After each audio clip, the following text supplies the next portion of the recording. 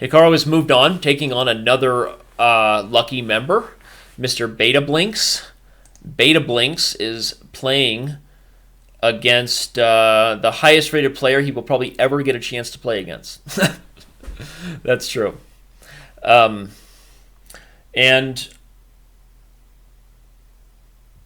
this is a position where white just has a little bit of an edge based on the space advantage. He'll play b3 here. That's exactly what he did. The c file will be a big determining factor as well. Again, commodities. What do we learn here today? So now white wants to find a way to improve playing the queen side. I was going to suggest a4 first, but queen b4 is probably even better by Hikaru.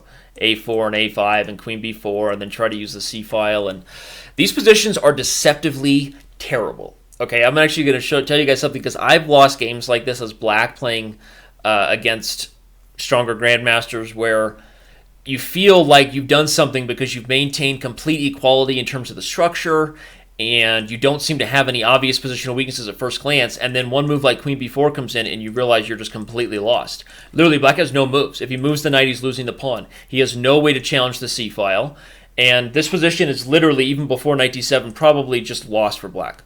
Like, not resignable loss, but lost against good players. And it's a good lesson, because you can't evaluate the position as just equal because the static weaknesses are equal, like meaning it's static equality. The structure is symmetrical, or there's only one or two open files, because what ends up being highlighted in those positions is that the first person to get the initiative, the first person to execute tactics on the open files and diagonals, ends up running away with it. It's like a train, a snowball effect, because it's not dynamic, and because you don't have something else that you can play for to kind of make up for the weaknesses you have.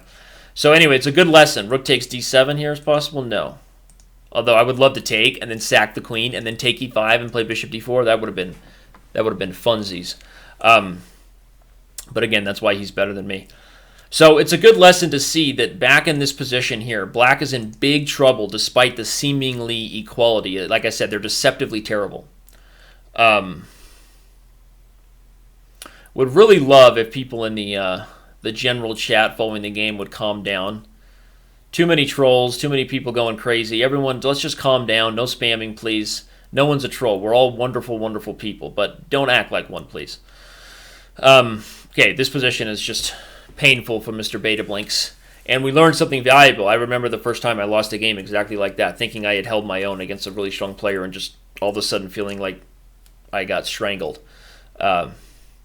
So bishop d4 check is coming here, and with it, a little bit of a checkmate, maybe? No, I guess the bishop will just be better than the knight in the endgame. Multiple ways to win. This is the easiest, by the way. It's a double attack, also threatening rook f6 check, and Mr. Beta Blinks resigns. I'm trying to play Hikaru just to have one game here, live TV. We'll see if he accepts. Since I know everyone was happy about that idea, sounded kind of fun to watch me get totally rocked and try to talk about my thought process. We will see if he recognizes my challenge. I just sent Hikaru a challenge.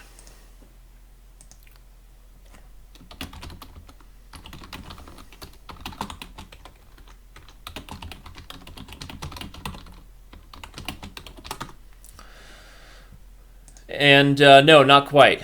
Accepts the challenge from Candidate Master Storm Giant 58. Should be fun as well. Okay, another Al Johans, number two, right? They call me number 2. This is pretty typical stuff. A modern approach here, not the most dangerous move order from white, but it transposes into a pretty standard approach. White wants the rook on c1, and the point is he anticipates the pawn structure to change, where white might get a 3-on-2 majority on the queen side. And so white tries to position the pieces in that way, but this is usually not the best transition, because now the d pawn is weak. Black is going to play knight e7 and knight f5, and maybe even queen f6 in some positions.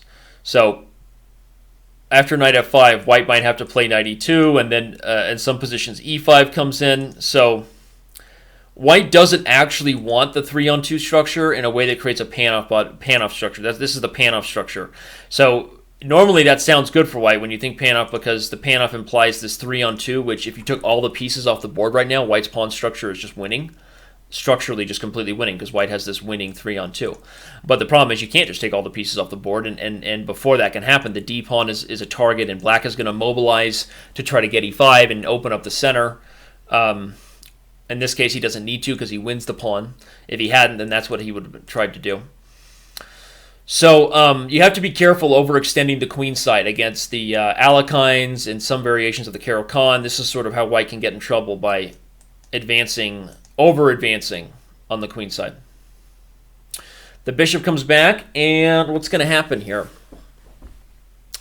The rook ending definitely leaves black with some winning chances. He has a5. I was going to say, but maybe not the best, though in this case, I think he's going to actually end up winning 3 pawns for 2.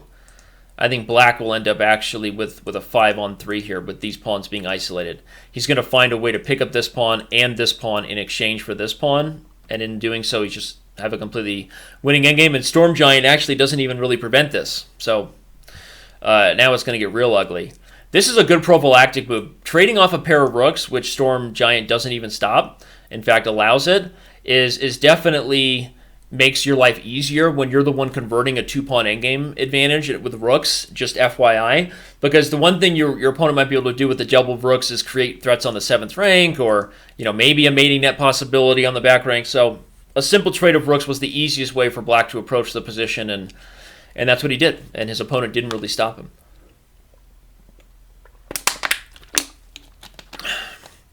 Water, the source of life. Okay, again, I would try to play Hikaru again. We'll see if he accepts. Nope, not quite. Mace Windu. Nice. Right? I mean, we all love a good Star Wars reference. Next thing we'll be talking about Captain Kirk. Joke's on you. You ever notice how frustrated Trekkies get when you say oh, what episode did Anakin fight Captain Kirk? As if you've mortally wounded them to confuse Star Wars and Star Trek? Well, then maybe they shouldn't have the same word to start the show. Star Wars and same word. All right, just because I'm not a super Trekkie nerd, right? I mean, when is Bilbo going to get involved and play with Dumbledore? Right? See what I did there? Totally frustrating, all the LOTR Harry Potter nerds. I'm just joshing you. I love all of you. This position's horrible for black. 94 is money. Why not just 94? 94, 96. Loves it. Although, actually, white's attack is just as good at black as castle. Doesn't even need to stop it. Queen sack. This is going to be awesome. He's going to put the bishop on f6, and then he's going to try to put a piece on d6 here. This is going to be funsies. Hashtag unnecessary by Hikaru, meaning he was completely winning even if he didn't go for this. But hashtag awesome. Hashtag follow us both on Twitter, at Daniel Hikaru.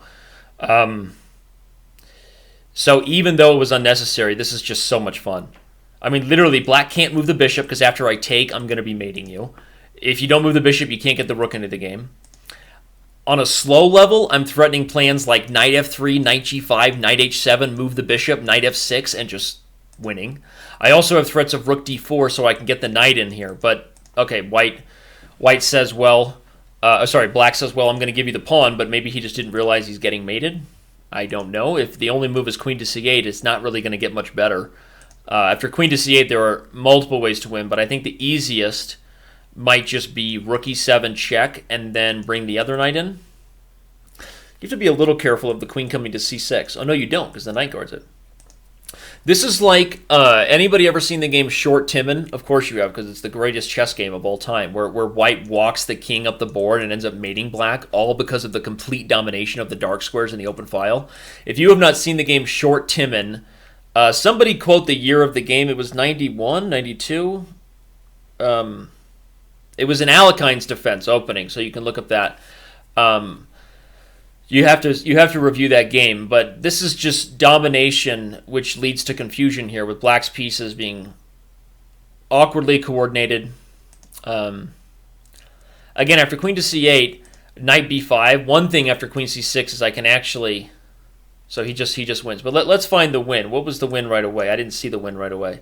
Although again, I'm going to try to challenge Hikaru again because I know everyone wants it. You can check. and after the king moves, then bring the knight in. But then I thought queen to c6, though like I said, I remembered this guy was guarded, and so we can just bring the knight in here, and bishop's hanging, rook's hanging. So this is a fun time. Games like this, right? Sacrificing the queen. Of course, Hikaru recognized what most of us would take a lot of calculation to have to think, but quickly recognized just how bad this was. And look at that. Hikaru accepts the challenge. So just like that, we're going to have some live commentary, everybody. All right, let's get the juices flowing. Raise the roof. Here we go. I'm going to do my best not to embarrass myself. Already did it. Too late. So now let's just have fun.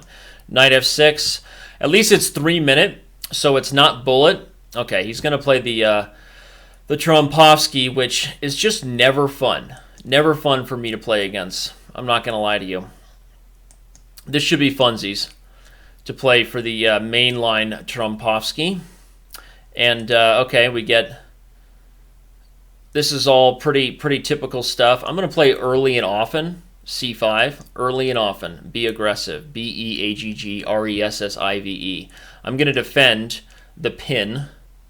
And you have to be careful. You don't want the bishop pair to run wild on you if you're white here. So I'm hoping that I can use that against Hikaru. But let's go ahead and just be aggressive. Let's have tons of fun in this game here and get wild with it. Totally dynamic, totally open. I want to play g6 and fiend kettle the bishop. That's actually what I want to do, believe it or not. I can take and play d5, but things will get awkward real quick. I'll play bishop g7 anyway. I think he'll take on c5 first, and if queen to d6, I would have played queen e7 and tried to trade. So I'm going to go this way, which, we maintain the tension. That's sort of the goal for me, maintaining the tension somewhat, because with the bishop pair, I'm hoping that helps. But now I don't know what happened here. I don't like it. I don't like his ability to keep hold of the dark squares and put the knight on f6. So I don't know how I handled that. Maybe I need to slow down a little bit, but it is 3 minute. He puts check. I mean, he gives check, and it's exactly what we would expect. I don't want to take, because after takes, he played queen d2, and the h6 pawn is weak. Bishop e4 looks good, but I'll go ahead and take here.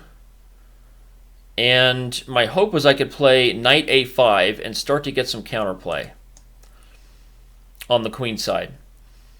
If I can put the knight on b3 and then maybe bring the bishop over, the problem is his attack is getting out of this world. It's getting out of this world strong. If takes, queen takes, he has knight takes g6 and he wins. He's already threatening to play bishop takes g6. So I'm going to play bishop to b5 and hope I'm not just mated right away. If bishop takes g6 and I take on f1, he decides he doesn't want to allow it either. But my thought now is maybe I could take on f6.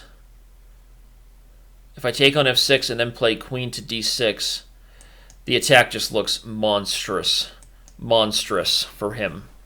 And I wanted to play king h7, but okay. But now my thought was, I thought I had knight c4. I thought I had knight c4, but he has knight takes g6 check, so I have to do something awkward. Rook h3 is going to come from my opponent, which doesn't look fun. But maybe I can take f4, rook h6, and then king g8, and a bishop check move. He has a bunch of discoveries, but does he have a winning discovery? I don't know. If he moves the knight, my hope was just to get knight to c4, and if I can get counterplay quickly. If queen takes a5 is not a threat, not only because the knight, because I have queen takes d4 check, and then I can take on a1. But if he, let's see, if he moves the knight, okay, he moves the rook, but I'm going to bring the knight into c4 ASAP and not let him take. I would love to just take on f4, but he plays queen h4, and I cannot defend. I'm not sure I can defend anyway, okay? I'm not sure I can defend anyway, so we're going to do something weird just because he's not threatening mate just this second. If rook h3, queen takes f6. If he took on d5, I thought maybe I would even trade queens. But after knight to d5, rook h3 is still a threat, though not immediately. I have to find a way to guard h6, or I can resign.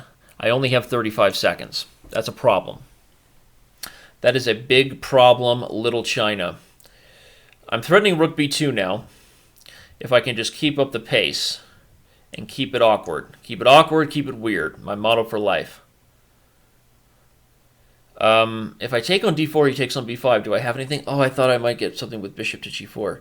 Takes, he moves. If I play g4 now, what does he have next? I'm not sure. I'll do it. I'll do it. I wanted the knight to come to e3, but I'm losing. I'm losing the knight on c4. He takes there. Oh, he plays king there. What if I take on g2 with check? Trick him to take with the bishop. Which doesn't matter. And I resign. Okay. And the crowd goes wild. And the crowd goes wild.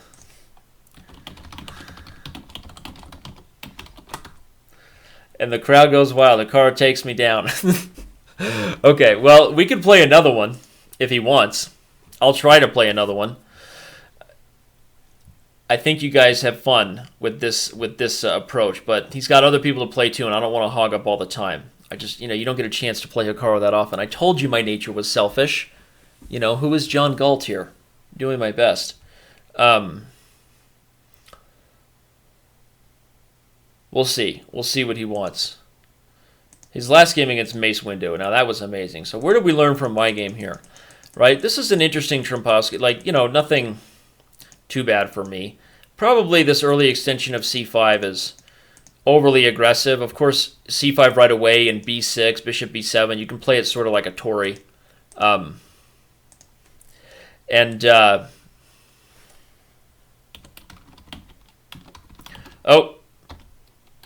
here we go again.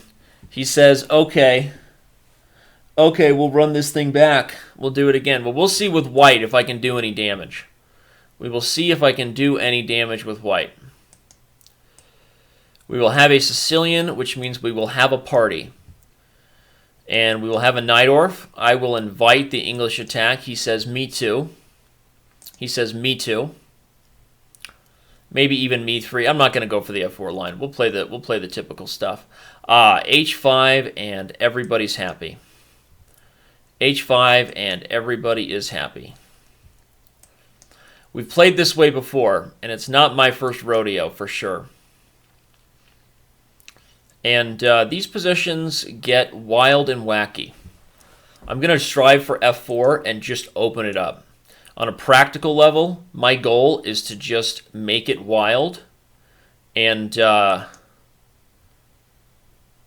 open up the position tactically while the king is stranded here. So this is sort of what I like to do. I've played this approach before against Grandmaster Oveskulov, who Valery Oveskulov is actually a regular player. Tiger something? I don't know. What's Oveskulov's username on Chess.com? I don't know off the top of my head. But white's definitely better here. Will I take down the monster that is Hikaru? Probably not. But this is good for me, and I have to open it up. Knight a5 is an idea, which after takes. Even if he takes the knight on a5, I can blow it open. Knight d4 doesn't quite work. What you want to do is you want to create lines. So even taking on e5 and then playing bishop to g5 is a strange but sometimes Samuel Adams decision, meaning a good decision. Always a good decision, Mr. Samuel Adams. So the awkwardness here for black is that the king is stuck in the center. He plays a5, but I can just chop down. I'm not too worried about it. And I will just do it. Game on like Donkey Kong. The position is completely winning for me right now. Completely winning, but it's not over until it's rover, as you know. My idea behind c3 was twofold. Prophylaxis to stop c3, but also queen c2 to come in here. Jingle, jangle. Give me a jingle and I'll catch you on the jangle. He wants to play queen f5 check or queen to g6 check. Do we care? We probably care. We don't want to care, but we probably do care. I can play queen e2 and meet queen check with moves, takes the bishop, and I take on c4. And even there, things are weird. But I'm going to move the king out first. He's playing quickly, just as we knew he would. He's playing quickly, just as we knew he would. I guess we'll play rook f1 here. and maybe strive to get c5. Oh, wait a second. Maybe this was a mistake by me? Not totally sure. I'm going to try to get the f-file. I'm down on time. I don't like it. What am I up here? Am I up any material? I'm up a pawn, I guess. So that's nice. Well,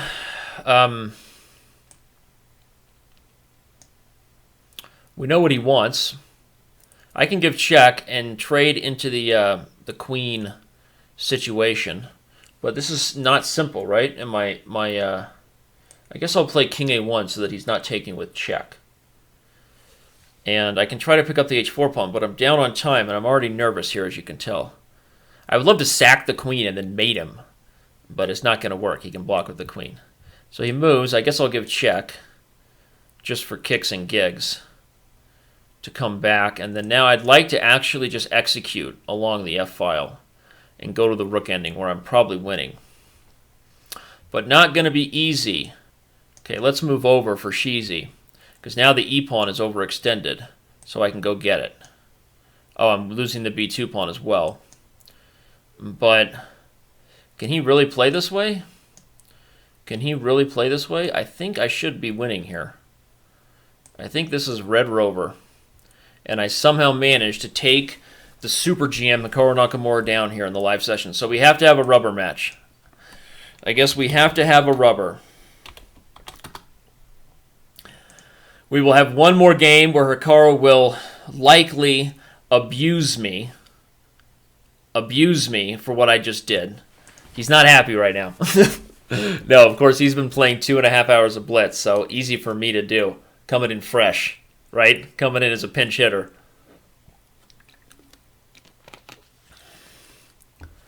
All right. Well, if Hikaru wants it again, we will do it again. If he doesn't, then we will move on. Certainly, that was fun. I'm not even sure exactly what happened there. Uh-oh, we got somebody else. Hikaru's taken on a newbie. I don't blame him, mainly because he's getting spammed with challenges. And like I said, this is not the Hikaru Danny show. We had fun playing. I was just going to back up and take a quick look at where that game went weird for Black. But I think he was in trouble the whole time. I was talking about this whole line with f4. And, you know, Black can get in trouble in those lines because the king's in the center. So I've played that position before, luckily, against Mr. Aveskilov.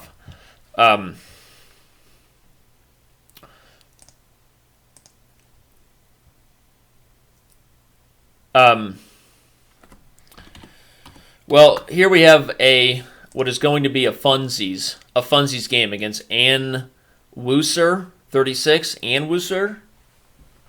Ann Wooser. I don't know what that is. A new user. A new user. I am not very good at reading into people's usernames. I have learned that about myself from being a part of Chess.com. I mispronounce people's usernames more than anybody. A new user 36, obviously, but I'm like Ann Wooser? Like, what is wrong with me? I don't even know. All right. Well,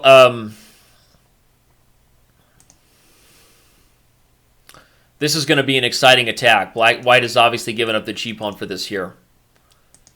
So Hikaru is going to bring the noise.